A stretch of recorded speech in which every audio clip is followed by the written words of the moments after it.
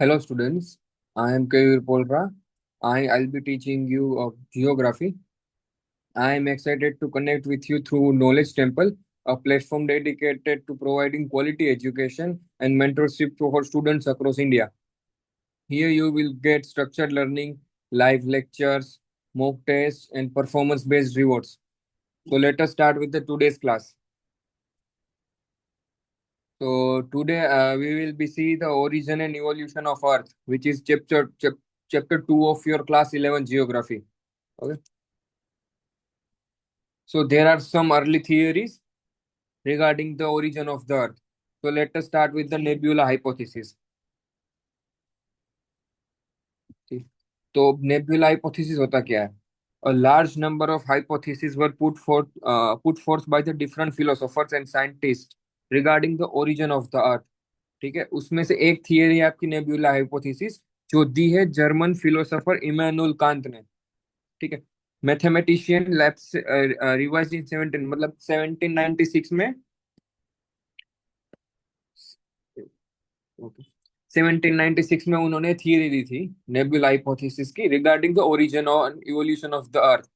तो वो क्या था इस थियरी के हिसाब से वो क्या बोल रहे थे? According to this theory, there was a hot and rotating gas cloud called nebula in the space. मतलब आपका जैसे ये स्पेस हो गया। ठीक है, तो यहाँ पे एक जैसे ये क्लाउड ऐसे होता है।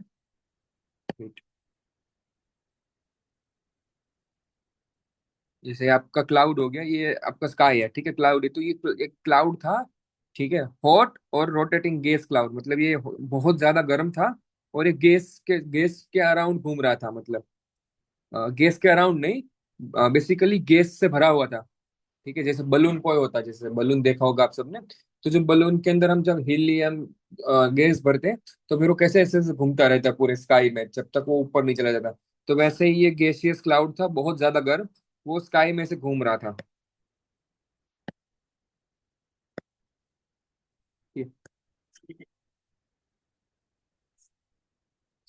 From nebula, there was a gradual loss of heat due to its rotation, which resulted in the cooling of its outer surface.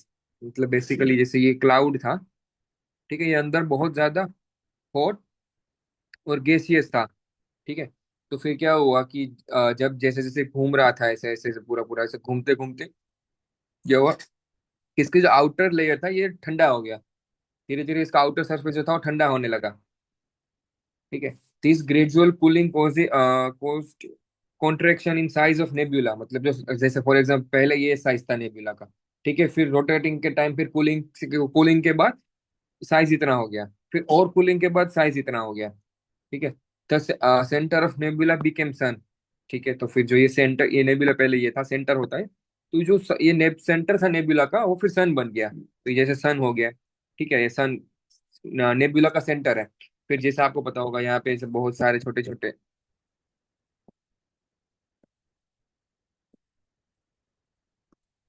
ठीक है, ऐसे जो सोलर सिस्टम में जो हमारे हैं प्लेनेट से। ठीक है, तो फिर नेबुला हाइपोथेसिस से फिर ऐसे बनते गए सारे। तो ये नेबुला थियरी बेसिकली यही बता रही है कि पहले ये क्लाउड था। ठीक है, गैसियस और हॉट।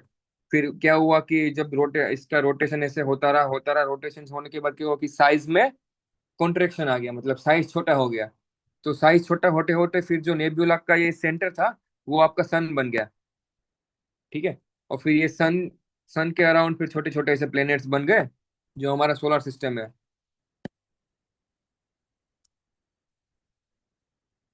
ठीक है, तो ये थी नेब्यूला थियरी। फिर देखते हैं बिग बैंग थियरी। ये बिग बैंग थियरी क्या है? ठीक है, big bang theory also called an expanding universe hypothesis. मतलब बेसिकली क्या है कि ये बिग बैंग थियरी ये बोल रही है कि जो यूनिवर्स है हमारा, जो मिल्की वे, वो एक्सपांड हो रहा है। और आज भी एक्सपांड हो रहा है, मतलब करंट टाइम में भी प्रेजेंट टाइम में भी वो एक्सपांड हो रहा है। तो यही बता रहा है बिग बैंग थियरी की जो हमारा यूनिवर्स है वो कंटिन्यूअस इवॉल्विंग है। ठीक है, गिवन बाय एडविन हबल। मतलब एडविन हबल नाम का जो आपका जियोग्राफर था, उन्होंने दिया था ये। वो इनके नाम पे हबल टेलीस्कोप भी रखा हुआ है। ठीक है, उन्होंने 1920 में ये दिया था, थियरी दी थी। ठीक है, the theory tells that galaxies are moving away from each other as the time passes. मतलब क्या है कि जैसे जैसे जैसे जैसे टाइम पास होता जा रहा है, वैसे जो हमारी गैलेक्सी है वो एक दूसरे से दूर जा रही है। ठीक है, जैसे हमारी गैलेक्सी मिल्की वे गैलेक्सी है हमारी। ठीक है, ये मिल्की वे गैलेक्सी है, ये कोई दूसरी गैलेक्सी है और तीसरी गैलेक्सी। तो ये सब क्या, टाइम जैसे जैसे टाइम जा रहा है वैसे वैसे ये सब दूर जा रही है एक दूसरे से। मतलब ये यहाँ पे थी पहले, ठीक है, फिर यहाँ पे आ गई। ये जब यहाँ पे थी तो फिर यहाँ पे आ गई, ये यहाँ पे ऐसे आ गई, तो इस टाइम के साथ साथ इवोल्व हो रही है, दूर जा रही है एक दूसरे से। ठीक है। In the beginning all matter forming the universe existed in one place in the form of tiny ball.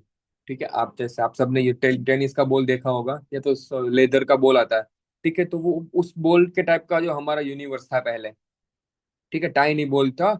उसमें बहुत ज्यादा टेम्परेचर बहुत ज्यादा था और उनकी डेंसिटी बहुत ज्यादा थी, बस वॉल्यूम कम था, क्योंकि टाइनी बॉल जैसा था। ये लिखा हुआ है, small volume, infinite temperature and infinite density at the big bang. मतलब जब बिग बैंग हुआ था, तो ये टाइनी बॉल था, एक्सप्लोड हुआ। ठीक है, बहुत जोर से एक्सप्लोड हुआ। ठीक है, तो at the big bang tiny ball exploded violently, this led to the huge expansion. मतलब देखो, जैसे ये बॉल है, तो ये पहले जो था ये टाइनी बॉल था। ठीक है, जो हमारा पूरा यूनिवर्स था वो एक टाइनी बॉल इसके अंदर था पूरा। ये बहुत जैसा हम यहाँ से तो दिख नहीं रहा कि इसके अंदर क्या है बाहर से। ठीक है, बट इसके जो अंदर का टेम्परेचर था, वो जो डेंसिटी थी बहुत ज्यादा थी। ठीक है, बट इसका वॉल्यूम छोटा है। देखो, जैसे ये छोटा सा बॉल है तो इतना ही बॉल था। फिर जब बिग बैंग के टाइम ये बहुत वायलेंटली एक्सप्लोड हुआ, क्योंकि इसके अंदर टेम्परेचर बहुत ज्यादा था, इसकी डेंसिटी बहुत ज्यादा थी, तो बहुत ज्यादा वायलेंटली एक्सप्लोड हुआ। ठीक है, फिर इस एक्सप्लोजन के बाद क्या हुआ, देखते हैं। So it is generally accepted that the event of Big Bang took place 13.7 billion year ago। मतलब 13.7 बिलियन ईयर्स अगो पहले ये बिग बैंग थियरी आपकी हुई थी, एक्सप्लोजन हुआ था। ठीक है, the expansion continues even to the present day. ठीक है, जैसे अभी बताया मैंने ऊपर कि जो एक्सपेंशन है कंटिन्यू, आज भी कंटिन्यू है। ठीक है, हमारा यूनिवर्स आज भी एक्सपांड हो रहा है। ठीक है, as it grew some energy was converted into matter. मतलब जैसे जैसे बड़ा होता जा रहा है, तो जो एनर्जी है वो धीरे धीरे मैटर में कन्वर्ट हो रही है। जैसे कि हम अपने 16 17 में होते हैं, जब हमारे 20s में होते हैं, तो हमारी एनर्जी बहुत ज्यादा होती है। बट जैसे जैसे हम बड़े होते जाते हैं तो क्या होता है, वो एनर्जी धीरे धीरे डाउन होती जाती है, और हमारी मेच्योरिटी बढ़ती जाती है। तो बस ऐसे ही है कि ये जैसे जैसे एनर्जी बढ़ती गई, बड़ा होता गया, तो इसकी जो एनर्जी थी वो मैटर में कन्वर्ट होती गई। ठीक है, there was a particularly rapid expansion within fraction of seconds. मतलब कुछ सेकंड्स में ही एक्सपेंशन हो जाता है, मतलब बहुत ज्यादा वायोलेटली एक्सप्लोड हुआ था, तो कुछ सेकंड में ये एक्सपांड कर जाता है। ठीक है, thereafter the expansion has slowed down. मतलब उसके बाद क्या हुआ, एक्सपेंशन स्लो डाउन हो गया। ठीक है, जैसे मान लो अगर ये बॉल है, ठीक है, इसको अगर मैं गर्म करूँ अभी, तो बहुत ज्यादा तेजी से फट जाएगा ये। बट क्या होगा उसके बाद, ये स्लो बढ़ जाएगा। ठीक है, तो स्लो होकर टूट कर गिर जाएगा वो। तो बस ऐसे ही हुआ ये। ठीक है, within first 3 minutes from the Big Bang event, the first atom began to form। मतलब जो बिग बैंग थियरी हुई थी, इवेंट हुआ था बिग बैंग, उसके 3 मिनट के बाद ही फिर जो सारे एटम्स थे वो स्टार्ट हो गए थे फॉर्म। मतलब फर्स्ट एटम जो था वो स्टार्ट हो गया था बनना, कि जब जैसे ये बिग बैंग के टाइम ये फट गया, तो इसके अंदर से जो पहला एटम बनना स्टार्ट हुआ तो 3 मिनट के बाद हुआ था।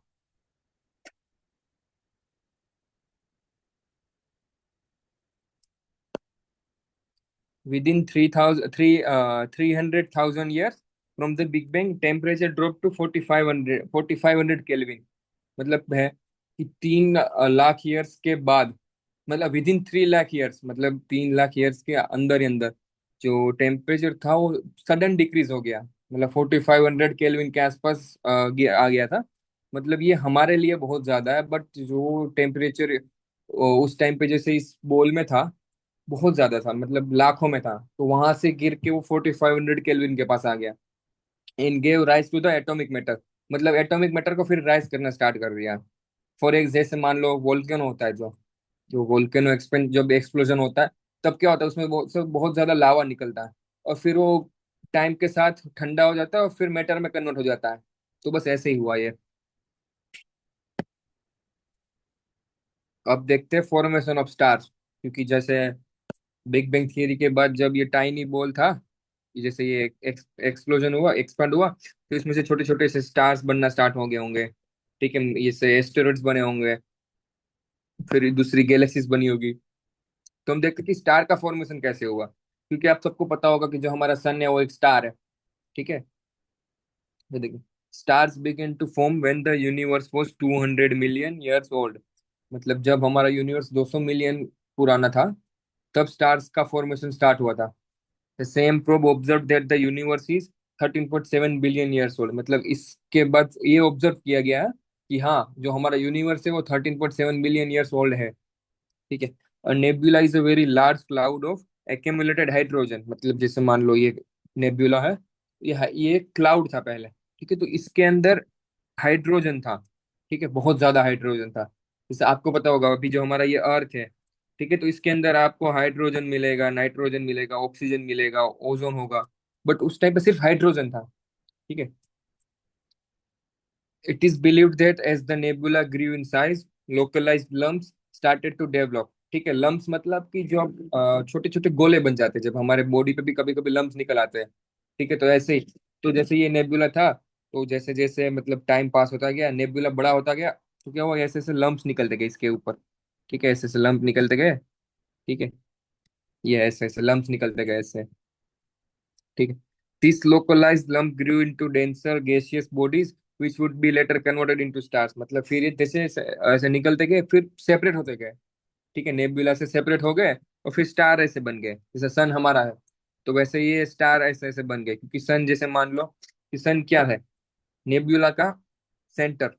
ठीक है, तो सेंटर में भी एक ऐसे लंप क्रिएट हुआ होगा। फिर धीरे धीरे वो बड़ा होता गया नेबुला का, जैसे नेबुला बड़ा होता गया तो ये क्या होगा, इससे सेपरेट हो गया होगा सन।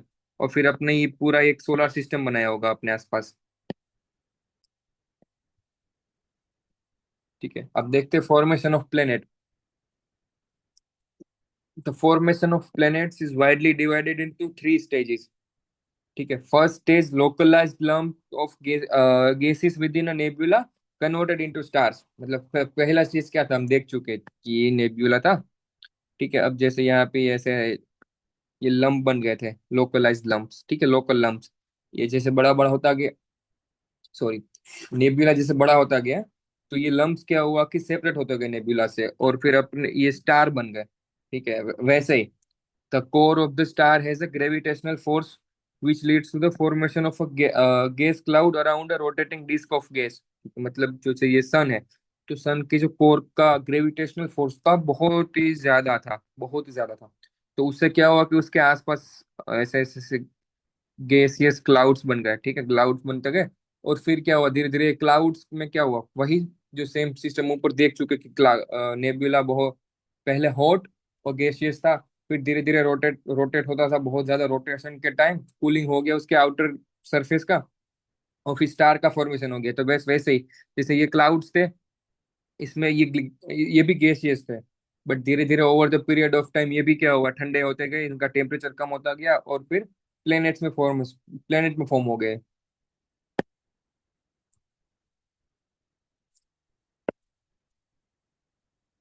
Dust also starts to develop around the stars core. ठीक है, जैसे स्टार था, तो इनके कोर के आसपास फिर धीरे धीरे डस्ट स्टार्ट हो गई थी फॉर्म होना, फिर ये धीरे धीरे सेपरेट होते गए, और फिर प्लेनेट्स बनते गए।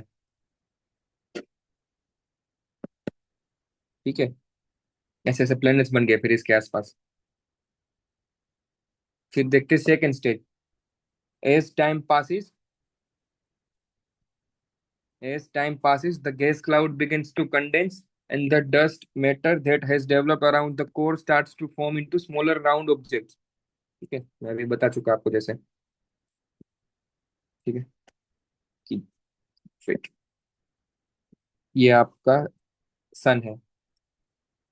ठीक है, एक सेकंड है। ठीक है, ये आपका सन है। अब क्या हुआ कि इसके जो इसका ये कोर था, इसके आसपास फिर डस्ट स्टार्ट हो गई थी फॉर्म होने से, डस्ट आ गई थी क्योंकि ग्रेविटेशनल फोर्स बहुत ज्यादा था कोर का। तो फिर क्या हुआ कि ये सन के आसपास जो ये डस्ट एक क्या बोलते हैं आपकी आ गई थी, जितनी जमा हो गई थी। ठीक है, फिर धीरे धीरे क्या हुआ कि जो क्लाउड्स थे वो कंडेंस होते गए। ठीक है, ये डस्ट उसमें फिर बैठती गई, उनका टेम्परेचर कम होता गया, वो ठंडे पड़ते गए। और जो ये डस्ट थी, फिर वो उसके आसपास डेवलप हो गई, और फिर छोटे छोटे ऐसे ऐसे राउंड्स बनाने लग गए, ऐसे राउंड्स बना दिए इसके आसपास, सन के कोर के आसपास। ठीक है, the gravitational force of such planetesimal starts to attract large bodies which collide and stick together to form large object। मतलब फिर जो छोटे छोटे ऐसे ऐसे थे, ये सब एक साथ ऐसे टकराने लगे और फिर बड़ा ऑब्जेक्ट बना दिया, इसको हम प्लैनेट्स बोलते हैं।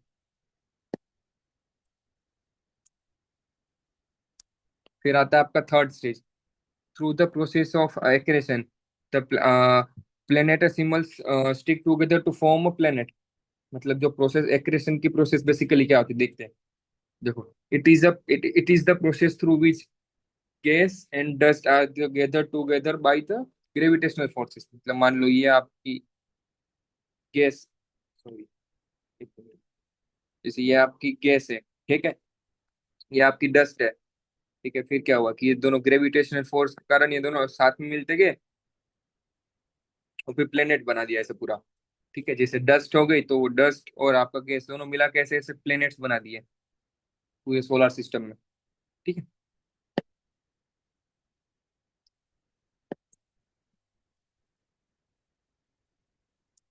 फिर अब देखते हैं differences between terrestrial planets and Jovian planets. मतलब देखो बेसिकली दो टाइप के प्लैनेट्स होते हैं हमारे सोलर सिस्टम में। दो टाइप के प्लैनेट्स है देखो, ये हमारा सोलर सिस्टम है जो, ठीक है।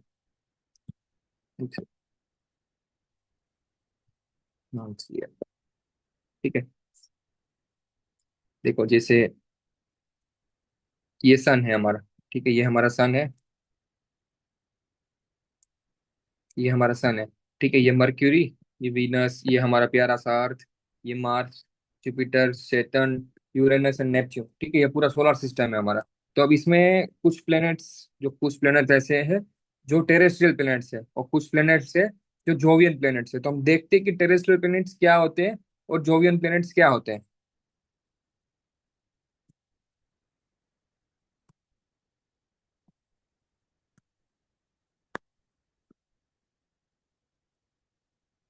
तो terrestrial planets close to the sun, ठीक है, close to the sun, closely spaced orbits, मतलब सन के जो पास है। ठीक है, जैसे हम देख चुके हैं, ये सन है, ठीक है, ये सन है आपका, ठीक है। ये मर्क्यूरी, विनस, मार्स और अर्थ, ठीक है, ये चार अर्थ के बहुत नजदीक है। ठीक है, तो इसको हम टेरेस्ट्रियल प्लैनेट्स बोल सकते हैं। ठीक है।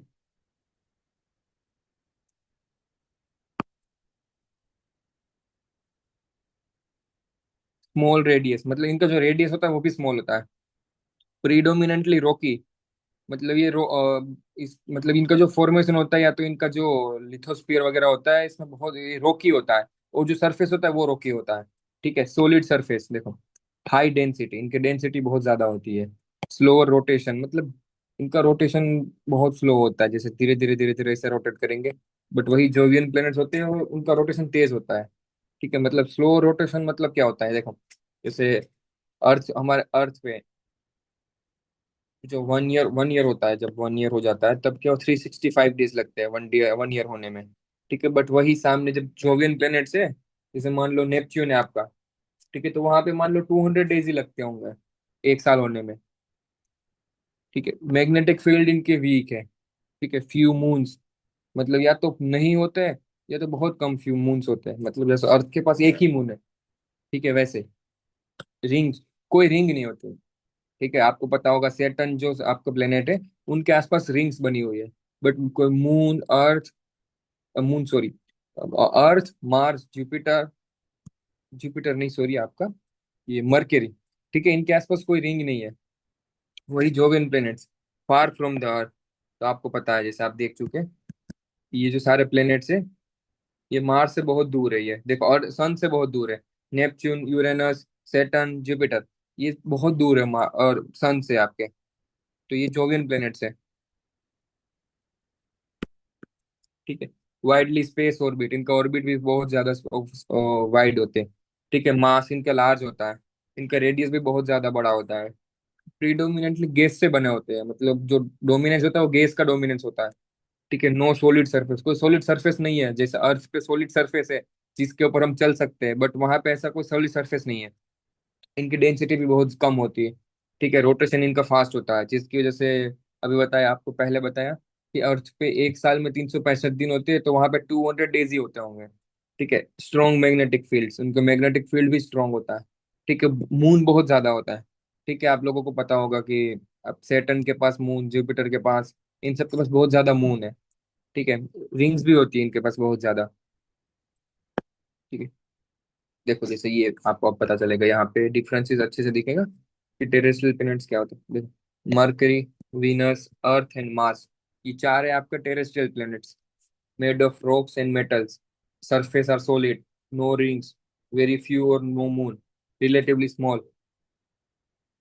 अब वही दूसरी तरफ जो जोवियन प्लैनेट्स हैं, जायंट प्लैनेट्स होते हैं, मतलब बहुत ज्यादा साइज में बड़े होते हैं।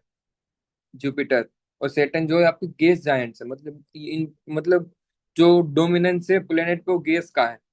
ठीक है, फिर यूरेनस और नेपच्यून है, बहुत ज्यादा ठंडे हैं। ठीक है, जहाँ पे डोमी आइस का डोमिनेंस बहुत ज्यादा है। ठीक है, देखो gas giants made up of helium and hydrogen. आप लोगों को पता होगा, जैसे वो हीलियम बलून आता है, उसके अंदर बहुत ज्यादा हीलियम भरते तो अपने आप वो स्पेस में चले जाता है ऐसे। तो बस वैसे ही इन सब में हीलियम और हाइड्रोजन बहुत ज्यादा होता है।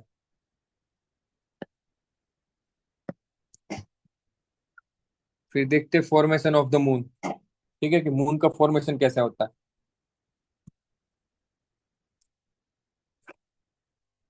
एक है आपकी फ्यूजन थियरी।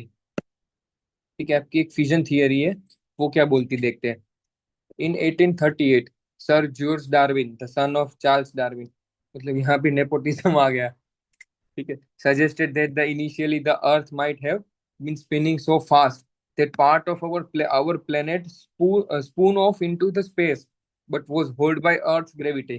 मतलब क्या बोलना चाहते हैं, देखते हैं समझते हैं। ये हमारा अर्थ है। ठीक है, ये बोल रहे हैं कि जो ये अर्थ है इतनी ऐसे तेज घूम, वेट एक मिनट मुझे चेंज कर लेने दो। जैसे मान लो ये अर्थ है हमारा। ठीक है, अब क्या है, अर्थ इतनी बहुत ज्यादा ऐसे ऐसे घूम रहा है, बहुत स्पीड में घूम रहा था, तो क्या हुआ कि जो एक चंक था अर्थ का, चंक, वो ऐसे निकल गया, अर्थ से टूट के अलग हो गया। But due to gravitational force of Earth, उसको वो जो टुकड़ा निकल के आ गया था, वो ऐसे घूमता रहा, अर्थ के ग्रेविटी में ऐसे घूमता रहा अर्थ के आसपास, अर्थ के ऑर्बिट को छोड़ के जा नहीं पाया। और ऐसे अर्थ का फॉर्मेशन हुआ, आप देख सकते होंगे इस इमेज में।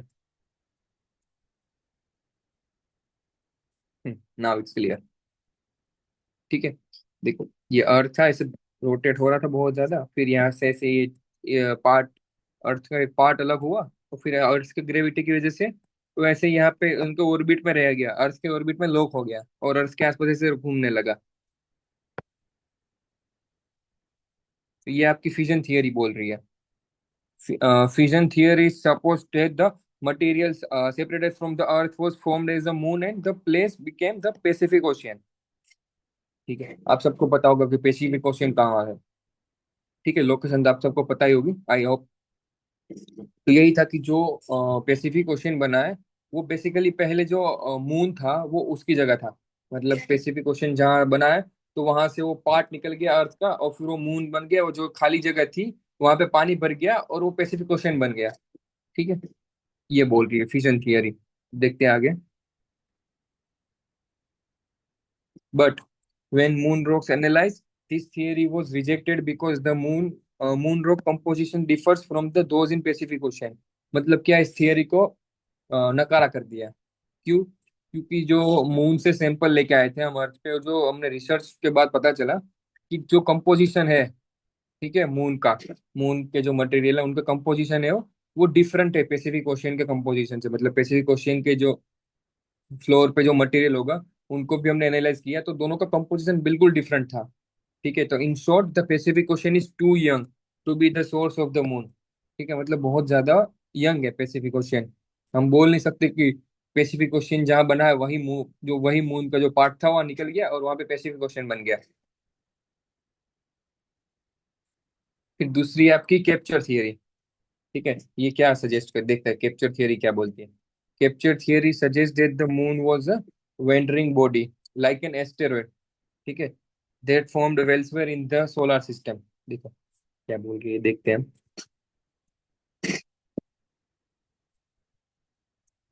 जैसे ये हमारा पूरा सोलर सिस्टम है, ठीक है, यहाँ पे ये हमारा सन है, ये हमारा अर्थ है, ठीक है। अब क्या बोल रही है कैप्चर थियरी, कि जो मून था वो एक एस्टेरॉइड टाइप कोई मटेरियल था, वो ऐसे ऐसे घूम रहा था, ठीक है, सोलर सिस्टम में। और फिर क्या हुआ, जैसे वो घूमते घूमते वो अर्थ के पास आया, तो अर्थ के ग्रेविटेशनल फोर्स की वजह से क्या हुआ कि अर्थ ने उसको कैप्चर कर लिया और अपने ऑर्बिट में से घुमाने लगा।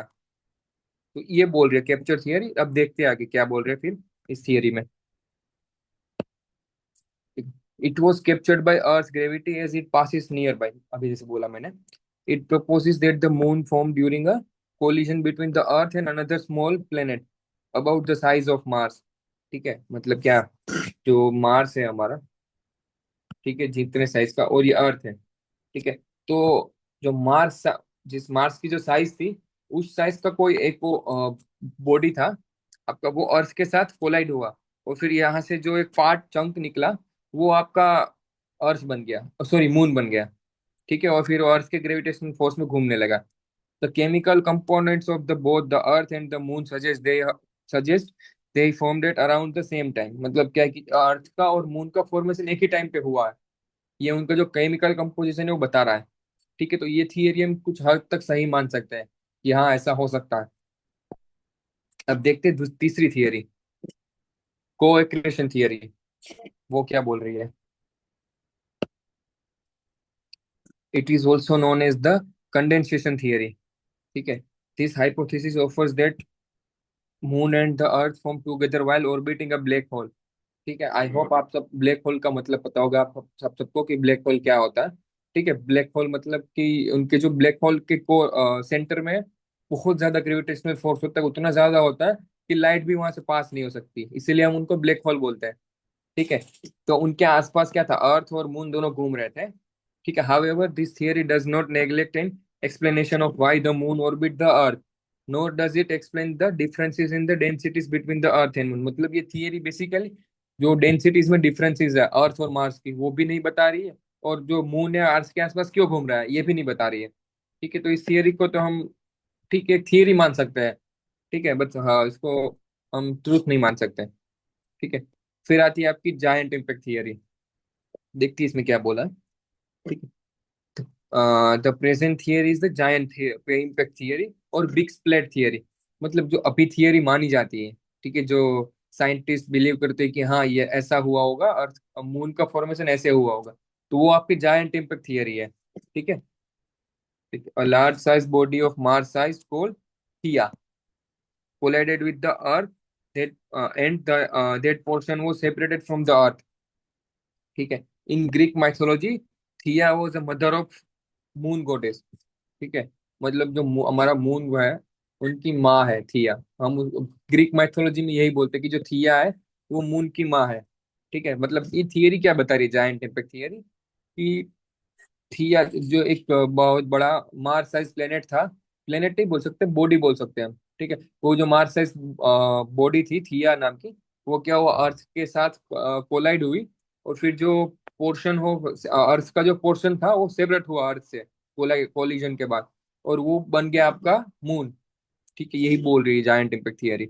व्हेन थिया hit the earth, a portion of planet came off then became hardened into the moon about 44 billion years ago। मतलब 4.4 बिलियन ईयर अगो जो ये थिया था वो अर्थ से टकराया। जैसे मान लो ये आपका अर्थ है और ये आपका थिया है, मान लेना इसको थिया मतलब थिया नहीं है ये। तो क्या हुआ, ऐसे से घूमते घूमते पास में आए, वो दोनों टकरा गए ऐसे। फिर क्या हुआ कि जो अर्थ था, टकराने के बाद अर्थ में से फिर एक पार्ट अर्थ का सेपरेट हो गया, और सेपरेट पार्ट होके फिर कूल डाउन हो गया और डेंसर हो गया, और फिर मून बन गया ये, और फिर अर्थ के आसपास ऐसे घूमने लगा ये आपकी जायंट इम्पैक्ट थियरी है। तो theory does not tell about the size of Theia, मतलब जो थिया का साइज नहीं बता रही है थियरी की साइज क्या था, ठीक है। And what angle it hit the earth and the precisely what it was made of, ठीक है। मतलब ये जो थी ये थियरी है जायंटिफिक थियरी, वो साइज भी नहीं बता रही है कि ठीक है थिया का साइज क्या था, ठीक है, किस एंगल पे वो अर्थ से टकराई, ठीक है, कौन सा पार्ट अर्थ का मतलब अलग होके मून बन गया आपका, ठीक है। फिर देखते हैं आगे। The giant impact hypothesis will have to remain just the theory hypothesis। मतलब यही कि ये भी, इसको भी हम मान नहीं सकते अभी कि हाँ यही सच्चाई है। ठीक है, ये भी एक हाइपोथेसिस ही है। जैसे हम ऊपर देख चुके दूसरी थियरी, वो भी हाइपोथेसिस था, तो ये भी हाइपोथेसिस है। अभी तक मतलब पता नहीं चला कि मून का फॉर्मेशन ये ऐसा ही हुआ था। मतलब कुछ हद तक ये मान सकते हैं थियरीज की समझ के। देखते हैं आगे।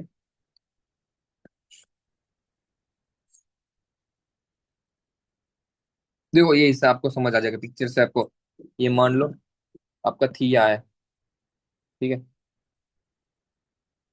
ठीक है, आपका थिया ये अर्थ के साथ ऐसे कोलाइड हुआ। फिर अर्थ का एक पार्ट दूर हुआ, और फिर वो धीरे धीरे कूल डाउन होके हार्ड डेंसर बन गया, हार्डर बन गया, और अर्थ के आसपास ऐसे घूमने लगा।